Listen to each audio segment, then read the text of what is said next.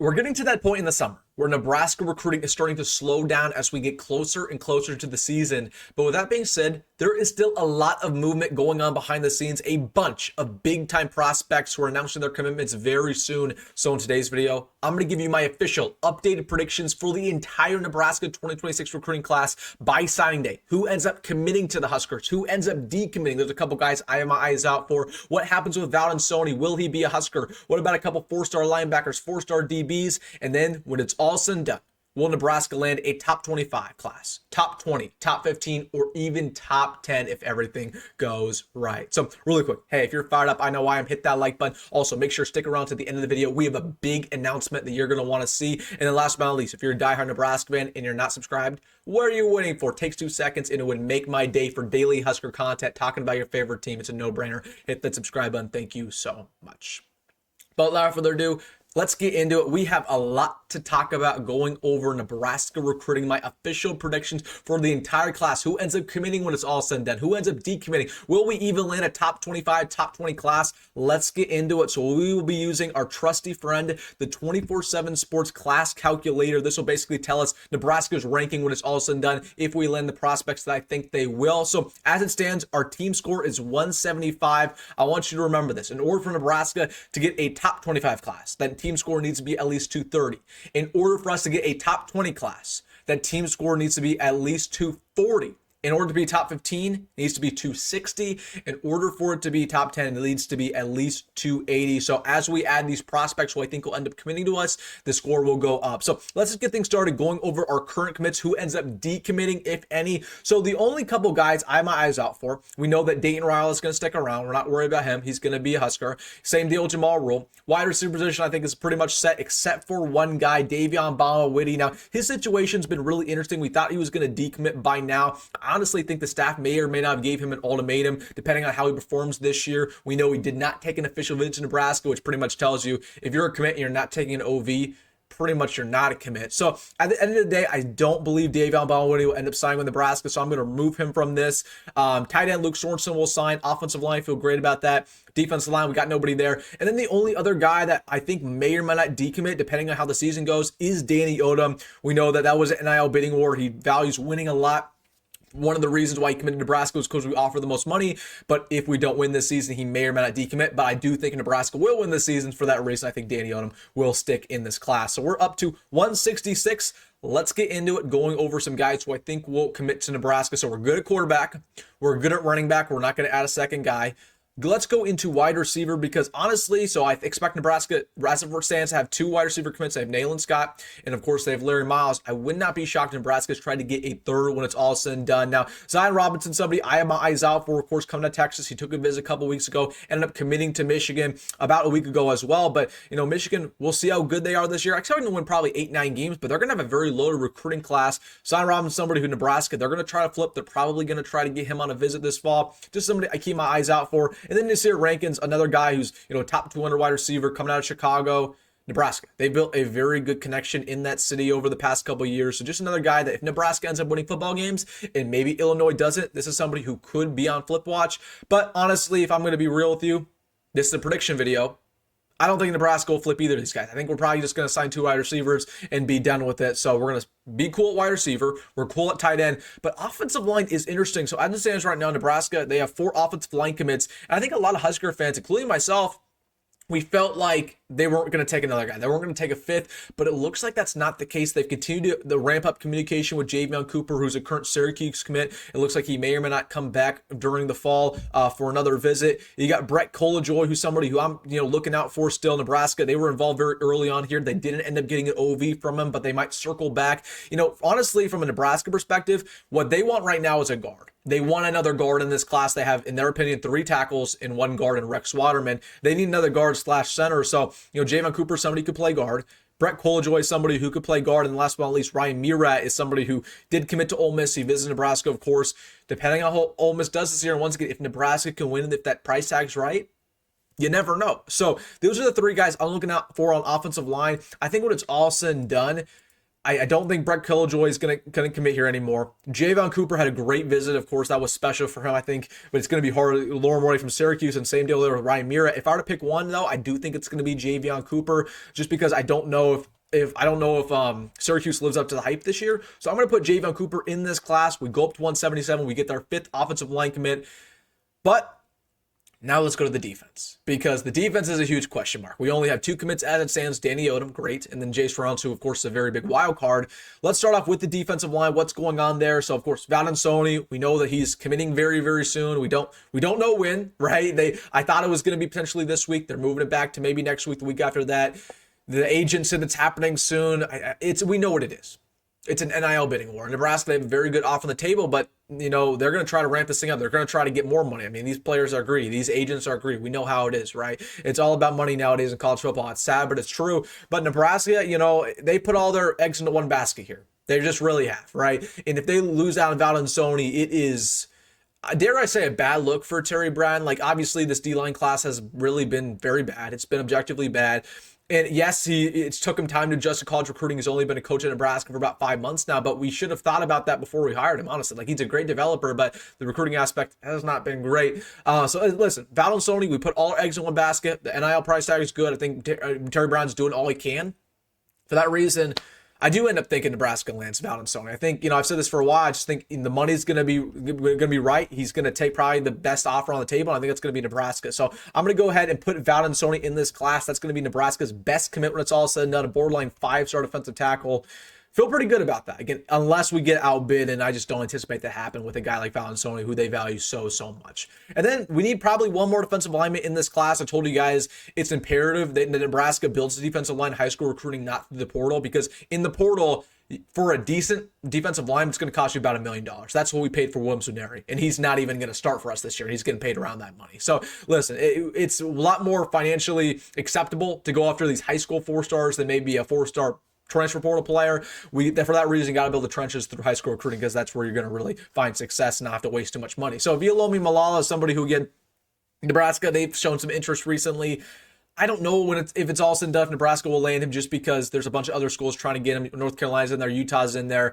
So I'm just not going to predict it, honestly, because there's just a lot of unknowns. I don't know enough about the situation. Still very, very brand new. JJ Finch is somebody who I have my eyes out for. That's somebody, who Nebraska, they were trying to get on a visit, didn't end up happening, committed to Alabama. But, he's kind of a 3-star prospect. We'll see if he ends up staying with Alabama. We've seen Nebraska flip a couple guys from the Crimson Tide. So those are the 2 guys who I really have my eyes out for. But at this point in time, it's Valensoni or bust. And I think they're going to land Valensoni, so we'll keep it as is. Now, let's go to the linebacker core. And I want to make this very clear before we get to linebackers, actually, that I do think Nebraska will land 2 defensive linemen when it's all said and done. I just don't know who to predict. It's probably not going to be JJ Finch. It's probably not going to be Viliami Malala. There's a very real possibility where Nebraska offers somebody very late in the process and gets them to commit, like a low 3-star, or just maybe even a under-recruited 4-star who ends up flipping. That could very well happen. So I do think they'll land 2 defensive linemen. I just don't know who the other ones predict, so I'm not going to predict it. Okay, going over to linebacker.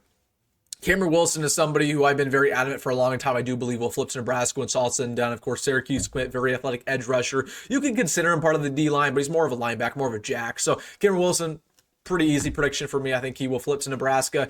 Jordan Campbell is somebody who I definitely have my eyes out for, committed to Miami right now. I feel like Nebraska, they want to take one more linebacker in this class. They want to probably take 3 total. So Jordan Campbell is somebody who can shut down his recruitment for Miami. He wasn't actually shutting it down, right? He's going to visit Nebraska probably for that Michigan game. So Nebraska, it's really about relationships from this one. And Phil Simpson's done a great job there. We've built that Miami connection.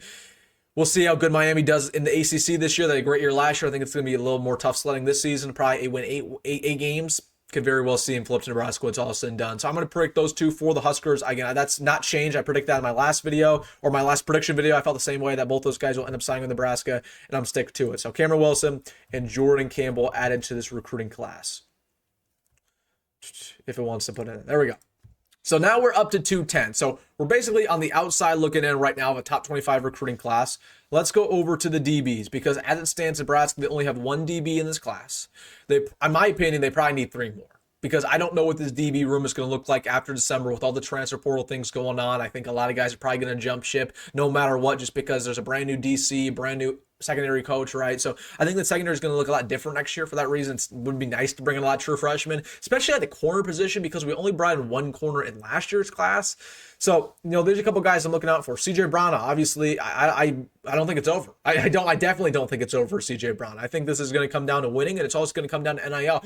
He flipped to Florida because of NIL. Like, he obviously preferred Florida a little bit, but the NIL was huge for him. In Nebraska, they just weren't willing to match that. But I think what's going to happen with Florida this year, I'm not bullish on them. I think they're going to, go below expectations. They might win 6 games. They have a very tough schedule. They might not make a bowl game. And in that case, Billy Napier is going to get fired. I could very well see Nebraska circle back and say, hey, CJ, we believed in you from the very jump. Florida didn't. Let's come back home and play for a winner. So CJ Brown is something I'm looking out for. I'm not going to predict it necessarily, but it's still a possibility. Cameron Hamble is somebody who I'm still watching out for this day if and when he ends up potentially taking a visit to Nebraska. I think it's very real. Same deal with Chasten Smith, right? Just a couple guys I'm eyes out for. And then last but not least, you got Darian Jones, right? Who's committed to Iowa, where I told you guys I think he's going to stick with Iowa for sure. Like, again, he grew up to be an Iowa fan, except for one thing. There's only one way I see him flipping Nebraska, and this could actually very well happen.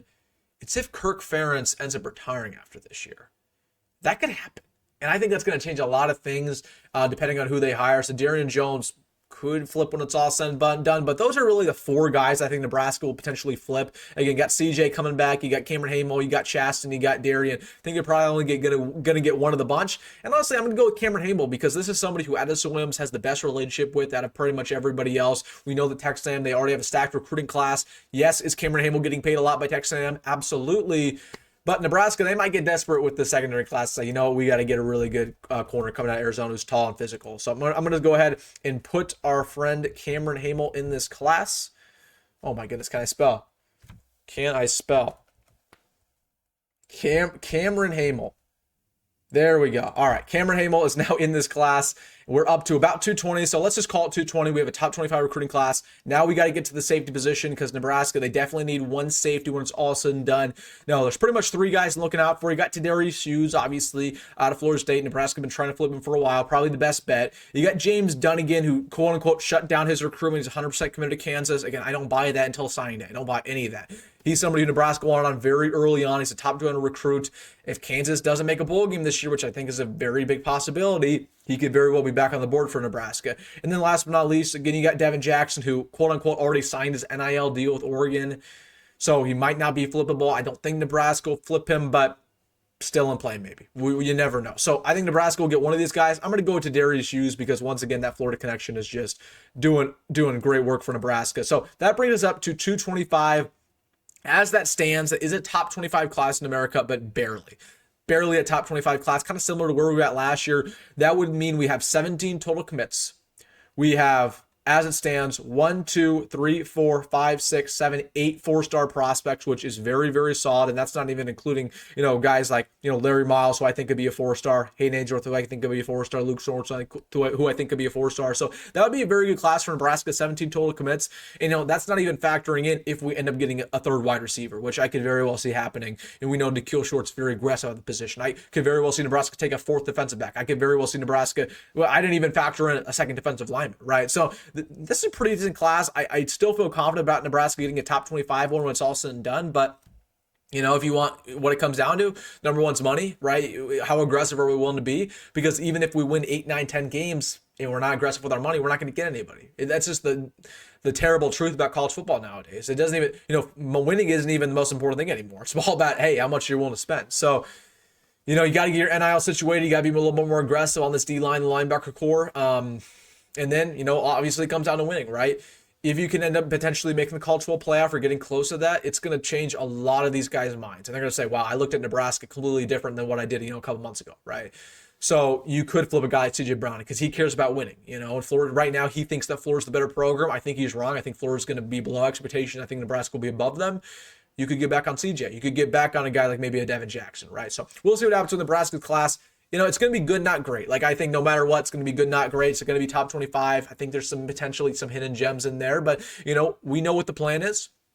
The plan is to load up in the transfer portal after this year, as they're going to do pretty much every year from going forward. And also, the plan is to pretty much break out in the class of 2027, which we'll talk about in the upcoming video, what they're planning to do in that 27 class, because it's going to be nuts. So, all right, guys, let me know your thoughts down below about everything. Let's get to the channel announcement. So, big news. 2 weeks from today, on Saturday, July 26th, mark your calendar at 10 o'clock Central, 10 a.m. Central. I will be posting my second annual Nebraska deep dive. So if you're new here, this is the biggest video that I do every single year on the channel. It's over 1 hour long. It's probably going to be about 2 hours this year. It's jam-packed with graphics, my player ratings for every single player on Nebraska's roster, my predictions, my evaluation. There's going to be film. There might be interviews this year. So it's just basically an hour, hour and a half, maybe even 2 hours full with just absolutely information, predictions, everything that you would need talking about this team. You know, whether or not we upgrade at certain positions, the spreads of games. It's gonna be crazy. It's gonna be a lot better than last year. Even last year's video was phenomenal, got a lot of love. So please, you know, set your calendar for 10 o'clock Central, 2 Saturdays from now, Saturday, July 26th. And then I know I got a lot of questions. When will you be releasing your official Nebraska record prediction? It will be a week after that, so 3 Saturdays from now. It will be on August 2nd, I believe, also at 10 o'clock Central a.m. So again, set your calendars for all that. Would love you guys showed support on both of those videos. Again, there's going to be graphics that go along with both these videos, interviews and stuff like that. So again, I put a lot of work into those. Just wanted to let you guys know about that. Again, as for the daily content, we're going to continue daily content all year long. And we're getting to that point in the, you know, in the off season where, again, a lot more Nebraska content creators are starting to get active, right? And that's awesome. I love it when, you know, Nebraska YouTube starts to get more content out there. But again, I appreciate all you guys' support all summer. But just know, daily content, continue to do so. That's not stopping anytime soon. So I appreciate all of you guys. Let me know your thoughts down below about everything. If you're excited for the deep dive, hey, if you made this far, hit that like button and subscribe. As always, folks, come and grab, go Matt Rule, and I'll see you in the next one.